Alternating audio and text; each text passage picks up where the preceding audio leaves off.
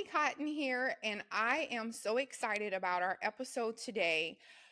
I saw one of this person's videos on Instagram, and I was immediately drawn into stalking every video on her page.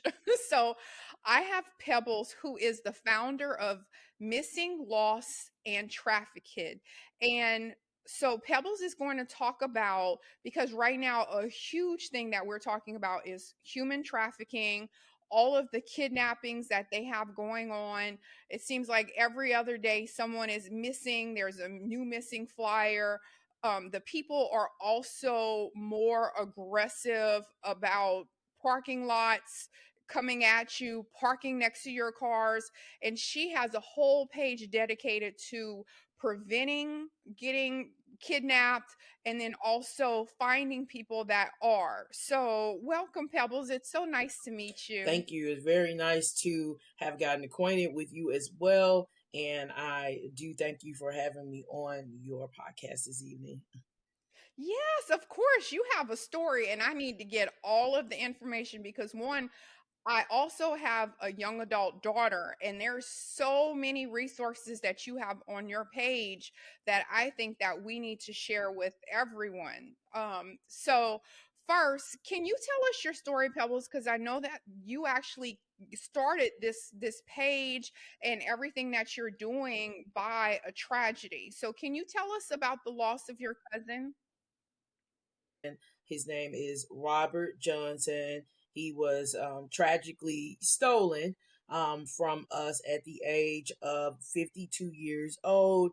He was on the west side of Chicago assisting his girlfriend with getting into her vehicle as she was preparing for a shift to work her shift.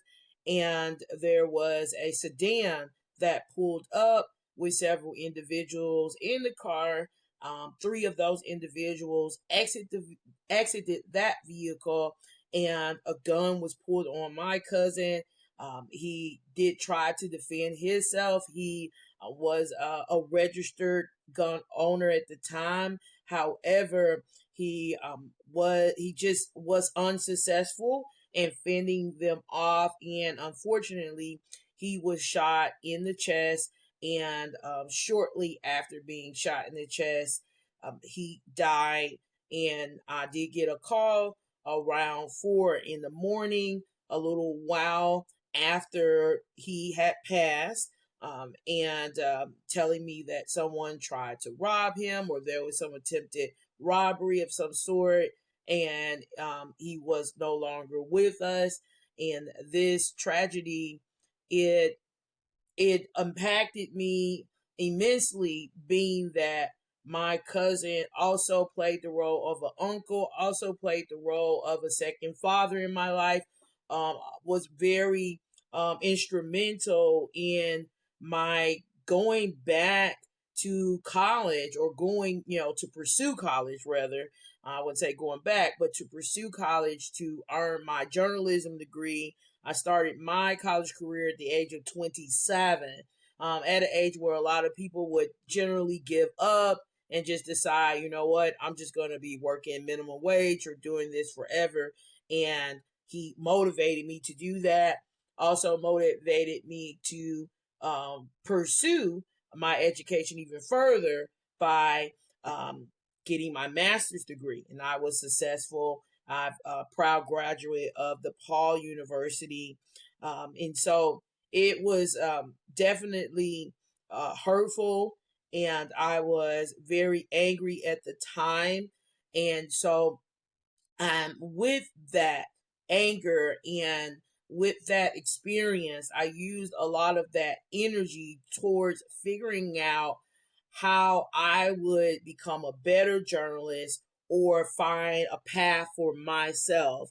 And so I decided to begin reporting on victims of homicide and individuals who had gone missing.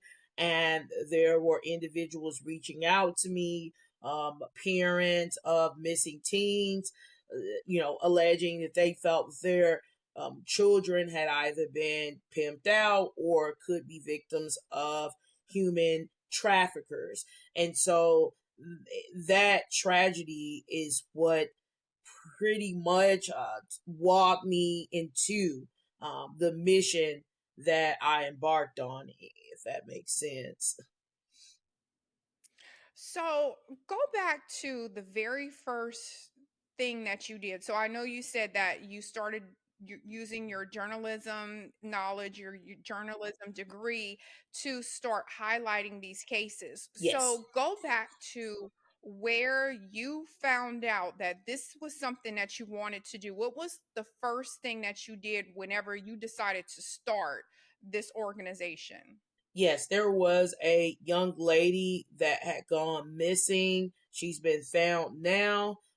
So I'm going to decline on stating her name, but she was between the age of 15 and 16 when she went missing in Gary, Indiana. I got in my car. My mom thought I was crazy. I lived maybe about 15 minutes away from Gary, Indiana, drove over into Gary, Indiana, went live, hosted a live stream, and began reporting on her disappearance. That live stream garnered a lot of views. It garnered over 15,000 views. I lost count, but I was very impactful in raising awareness, applying pressure to the police. Flyers began to circulate in Gary, Indiana, and beyond Gary, Indiana. There were folks who were sharing her posts, flyers, and information about her around the country.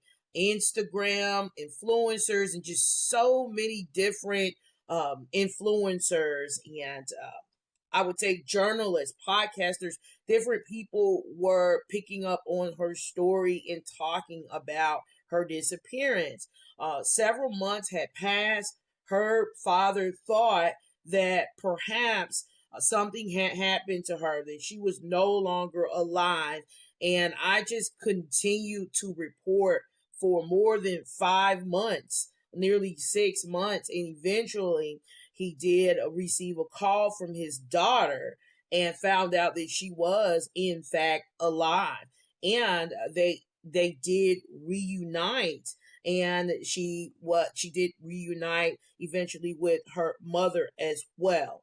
And so it was a rather extensive, uh, I would say, report, being that I followed up on her case for several months. And that's when a light bulb went off that this was something for me. This was a beat, rather, for me that I should follow up on and continue giving that first success case, if that makes sense, with just her reuniting with her family. Well, one, I'm so glad that was a great outcome that she was found. So that I mean that had to be like, oh my gosh, I saved one. I saved one. It's very fulfilling. So what I wanted to kind of get, because you're in this genre now, you're seeing all of these different types of cases. So what I wanted to do was ask you about, because I know it's hard sometimes for us who aren't in that area to understand. We don't know, did the person run away? Are they actually being trafficked? What is the, like, how are you guys able to find out, is this just a regular runaway or is this someone that's actually going to go into trafficking? That is a very good question, because every case or every missing person case is different, if that makes sense. So there may be one set of circumstances for one female, and males, they do get trafficked as well. But primarily, I've reported on females. So one set of circumstances, and it may look totally different from another set of circumstances. And so the one of the, I would say, telltale signs that someone could potentially, because it's not always the case, be a victim of a trafficker is when a lot of times these are underage youth. Um, they have been communicating with someone through a video game. Roblox is actually a game that these individuals will communicate. They will become friends with a underage person, and they will gain their trust. So it upon and a lot of times the police will find out while investigating that the person that's gone missing has been communicating with someone through either a video game or online, whether it's been Facebook, and they're going under some sort of different alias. We call them fake pages, but some different alias where you can easily identify who this person is. They'll reach out through Snap. So those sorts of communications that's been happening over a period of time. Also, the one of the telltale signs that that could be the case is if someone goes missing, especially an underage person, and all of a sudden their their phone goes dead, or there isn't a way of tracking their phone. So the phone has been shut off. The social media have has either been logged out of, there has been no activity on social media as well. A lot of young people, they have at least one these days, not all but most, they have one, whether it's TikTok or Instagram or Snapchat, that they are frequently, they just can't go a day without logging into it, right? TikTok has become very popular. So if there has not been any activity there, that can be a telltale sign that they could have fallen prey to someone who is a trafficker, going to meet someone, meeting a stranger, or that is a telltale sign as well. I've reported on numerous young people who talk to someone online or through playing a video game such as Roblox. They'll, parents have been at home during this time, during the time of their child actually being abducted. There was a case where there was a young girl, for instance, in Georgia, and this was widely reported on.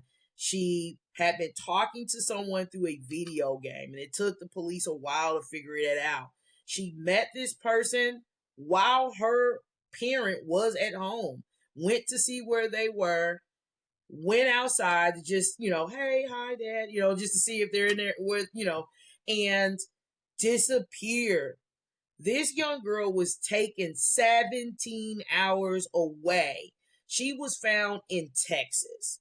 There was an adult male, well over 30 years of age, who had her, who had been keeping her. It took the police weeks to find her. Weeks to find her. And so just if I don't want to go, on and on, but just to give you a sense of some indicators that a person is being trafficked or possibly has been trafficked. There may be a young person that you will see in the store, or young women, they are avoiding contact and they're with someone or some individuals, and maybe it looks like this doesn't look right. I've seen those sorts of situations. This is odd for this young lady or this person to be with these individuals, and that person may appear to be someone who is malnourished, if that makes sense, dehydrated, or just hadn't been taken care of properly. Hair may not be properly combed. Those can be telltale signs that you are actually coming in contact with someone who may need help as well. And so, yes. And that was going to be one of my questions later, but I'm glad you gave us a little a little I guess dabble into that. So let's kind of go into that as well, because if we are here on the outside and you identify something like you said, you're like, wait a minute, this situation is a red flag. I'm thinking something's not right. This man does not look like this girl's dad, or it looks suspicious, or whatever it is. Us, as regular civilians, what should we do if we see something like that? Either A, call the police, give a description of that person, and they will go through their database because they're going to first see if they have someone that's been reported missing or some sort of incident um, with someone matching that description. This could very well be someone who has been reported missing and has been missing for a long time.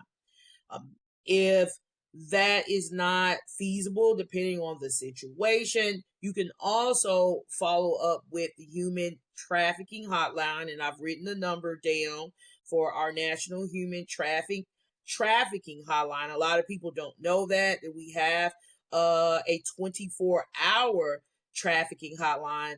That number is, I can, you can post it later if you like. It's 888.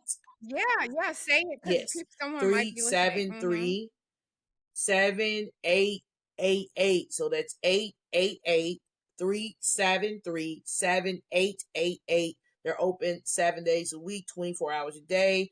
They have interpreters that speak more than 200 languages. Being that we've become aware, people who do what I do, that there are people who are being moved from one country to another. So that's happening as well. And so you can definitely talk to someone if you are a victim and you're trying to get out of, away from someone who is holding you or some individuals against your will. That is a number that you can dial as well. Yes. Mm. So let me ask you this, Pebbles, as well, because again, I'm coming from a woman and I always see that women are sold into sex trafficking. Now they're forced to live in these brothels where they have to. I guess I have the idea of taken in my head when I think of, of someone that's kidnapped. And I know that that's not always the case, that there are men as well that are being trafficked. So, can you give us some examples of some men too? Because I know men think no one can touch them. They can fight people off. It's no big deal. But men are affected by this as well. Can you give us some of the statistics about that? The statistics that I have on men, I'm limited in terms of, I wouldn't want to just throw out a random number. I can Okay. tell you that Hmm. 49.6 million people, according to the Stop the Traffic Coalition campaign, I've done a little bit of research, are victims of human trafficking. And I do know that there are men who are victims as well. But what you will mostly find is that there are men who may be from another country. They are foreign to the US or foreign to whatever other country they may be in. And they are typically lured into labor trafficking due to their limited resources. So that is a growing problem amongst young men and older men, that these are individuals who are not native to the country that they are in for whatever reason. They could be refugees, they could have recently immigrated for uh, a myriad of different reasons. And not saying that we don't have men that are victims of sex trafficking as well, or sex traffickers. But you will see, or you may find, and you can just kind of follow up on the statistics, that labor trafficking is much more prolific than sex trafficking for men. And so they're often falling victim into that due to their need to survive. So someone is taking advantage of them and saying, hey, you're basically going to be a slave for me. Is we call it debt bondage, right? You're going to work around the clock in unreasonable hours, harsh or heavy labor for maybe it's just a place to stay. They're not even getting money. And if they are earning money, it's well under what we would consider to be a reasonable minimum wage.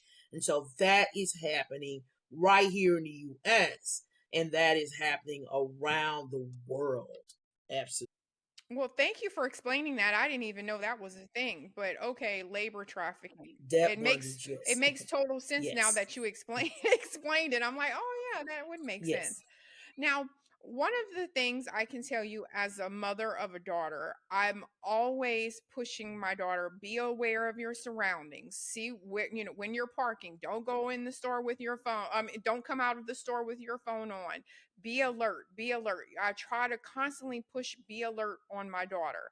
Now, since you've been working with this, you are kind of seeing some things that prevented someone from actually being kidnapped. You have these stories that you hear where someone escaped narrowly, or maybe they were going to get kidnapped. Can you give us some, or can you educate us and give us some maybe tips of some things that people said? I know recording is a big thing. I saw the lady recording one day. She was like, I got you on camera. I got you on camera. And I was like, oh my God. Oh my God. Now I got to start recording people. But can you educate us on some ways to prevent, if we know something fishy is going on and someone is too close, or it seems like there's our antennas are going up? What are some tips that you have for us to stop us from getting kidnapped or trafficked or whatever else comes with it? If you feel that you're being followed, if possible, unless you're in a very isolated location, and you'll just have to, I guess, hit that gas metal to the pedal. But if you can, if you feel that you're being trafficked, I wouldn't suggest to just continue driving to try to get away. I would go into a public place or go into a different direction. So I wouldn't continue to head towards my home. If it's possible, I'm going to be looking for a gas station. A lot of times it's not going to be a police station because just, police stations aren't always within 5 minutes of us. And you may have to go to your GPS and figure out where the closest police station might be. I would get on the phone. If a lot of times we're driving, we already have our Bluetooth speaker on, connected in our car, and I would just start calling 911 to let them know that I believe I'm being followed as well. So at least someone knows what's going on. They'll start the process, depending on the cell phone towers, of trying to figure out where you are, so police can at least be headed, if that makes sense, to your location or to your area. Um, I wouldn't click on any links. There is a way that people could get information from you, especially on Facebook.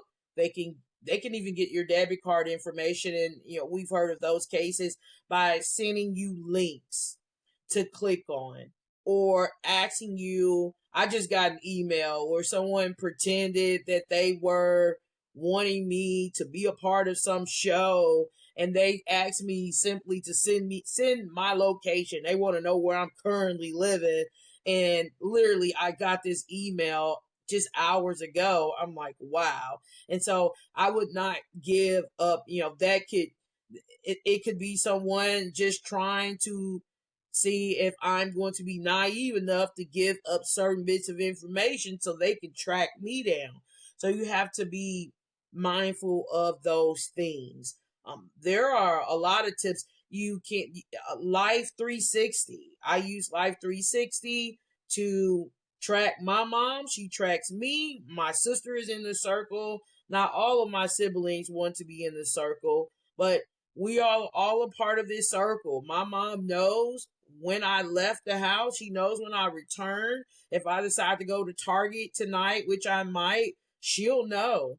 And and then there is an alert that you can hit with those type of apps, especially like Life 360. If you feel that you're in trouble, well, they will immediately send law enforcement, ambulance, whatever you need towards you. You can literally hit the button on your phone. So this saves you time.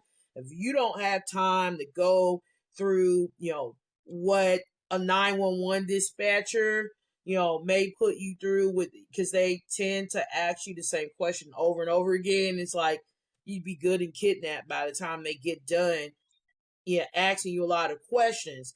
Life 360 or apps similar to that, I highly recommend. They can detect a car crash. Say someone ran you off the road, they have crash detection. And so that has happened where people have literally been chased down off the road. And so I just wanted to give, there's so many tips, but trust your gut instinct.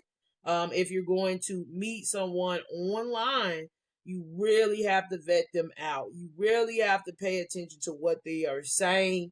You really want to meet them in a public place and maybe do that several times and make sure that someone knows who this person is before you decide to become more private with them, because it's not hopeful to you if only one person knows, which is you, who this person is that you've been talking to on Tinder, and I know they have Facebook dating. It's important that someone else, and if they don't understand that, then they should move on. That's how I feel about it. And so, yes, yes, Oh, yeah. no, I yeah. I agree. I agree. I'm like, this world is too crazy right now to play games. So let me ask you this last question, Pebbles, before we go into how people can get in touch with you and all of that stuff. So what I wanted to know is that when there are so few that are actually found from the percentage of the people that are actually missing. So when someone is found, it's a huge celebration that they are found, and it's like, "Oh my gosh, there could have been a whole different outcome for you." So when someone is found that has been trafficked, not the ones that are kidnapped, but someone that actually was, like you said, picked up, and maybe they met someone and now they're in another state or whatever, those people that are rescued that have been trafficked, what is kind of the story that they say whenever they're found about their experience with being trafficked? Oftentimes, unfortunately, victims of traffickers, individuals who have been trafficked, they are much more reluctant to be very open about their experience due to the trauma that they experience, especially if it's fresh. A lot of times it takes years, literally years, for that person to open up.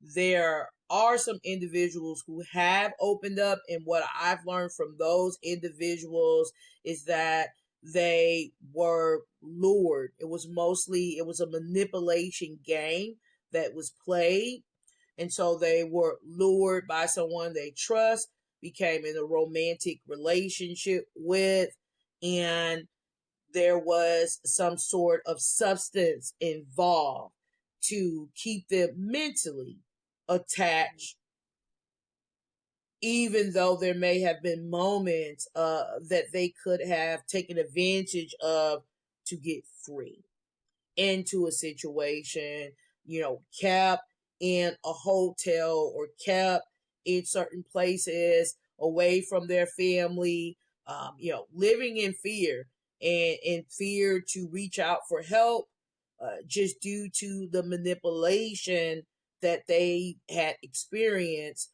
over a period of time. So that has been a experience that I have heard from of victims of human traffickers time and time again. Yes. Hmm. Yeah, that makes sense. That sounds like Pebbles. That sounds like everything I see on TV. When they have a show that comes on about trafficking, that sounds exactly like what's on those shows and those series and everything. So I know that you have a GoFundMe. I know that a lot of the stuff that you do, like you said, is volunteer work, and it's just you having this as a mission for you. So tell people about your organization, how they can support you, follow you, your GoFundMe. What can we do to help? Because obviously, this is a huge thing and it's getting even larger. So, we need more people jumping in. We need more forces here. So, how can we help? Yes. Well, I want you all to know that Missing, Lost, and Trafficked reports on unsolved homicides. We report on missing persons. We're doing what we can to try to help unidentified individuals who were found deceased get identified. Where we report on human trafficking, individuals who have been trafficked, and we report on all sorts of crime, different types of crime. And so I just want you all to know that you can follow Missing, Lost, and Trafficked on Facebook. We have a Facebook group on Instagram. We are on TikTok under the same name.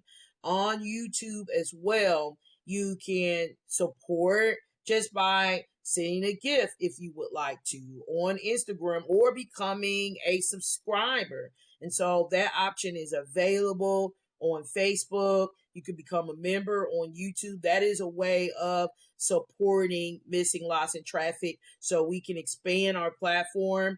I did start a GoFundMe about, I would say, about 2 months ago. And so any amount that you can donate would certainly help.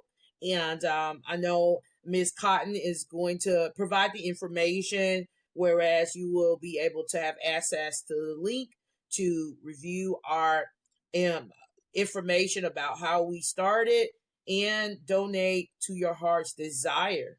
Absolutely. We have an email. I can be personally reached at missing lost and trafficked at gmail.com. And so that's missing lost and traffic at gmail.com. Okay, yes, and definitely. I will have all of those links as clickable links in the podcast notes. So scroll down on the notes and you'll be able to see those clickable links as well. And so, Pebbles, the last thing that I wanted to get from you is for us that are just here as regular civilians that think this will never affect us, that this is not even something we should be stressed out about. We live in a good neighborhood, or we went to a good school, or we live in a safe city, whatever it is where we think we're exempt from this happening. What advice do you have for us? The advice that I would have is to never say never and always keep your guards up. And so that is my advice. If you have not been, as aware, you should take time to just get more educated on just what's happening in your community. Well, what kind of crime is happening? So it may not be a situation where you have trafficking cases, but maybe there's a lot of theft going on. So do what you can. There's so many different neighborhood chats now, especially on Facebook, where, neighbors are looking out for neighbors and doing what they can. So I would just say be more alert and never get so complacent where you are blindsided. You don't want to be completely blindsided to everything that's happening out there. If you see something on your door that should be on your car door, that is a, a method that traffickers are using, and don't touch it because it may be something that you touch and renders you unconscious. And so, um, just be aware that unfortunately, we have among us people who have ill intentions and they want to cause you harm and they want to profit, some of them, off the harm that they will plan to inflict upon people like you and me and your children. And they're looking for the children in the great neighborhoods. It's happening all the time in the quiet areas, in the areas where this never happens around here. Children are disappearing, teens are disappearing, young women are becoming victims every day.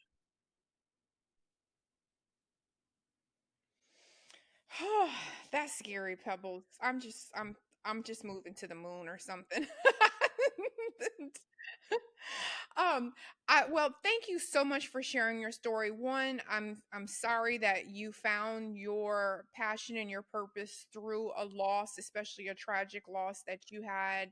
But I am very, very grateful that you are doing this because you are impacting so many people's lives. Even just telling your story and giving us some advice today and educating us today, you're reaching a whole nother audience and hopefully preventing some future people, people in from having to go through this in the future as well. So again, you guys, that is Miss Pebbles, and I will have all of her links in the bio. Be sure to follow, like, and subscribe. So thank you, Thank you so Pebbles. much.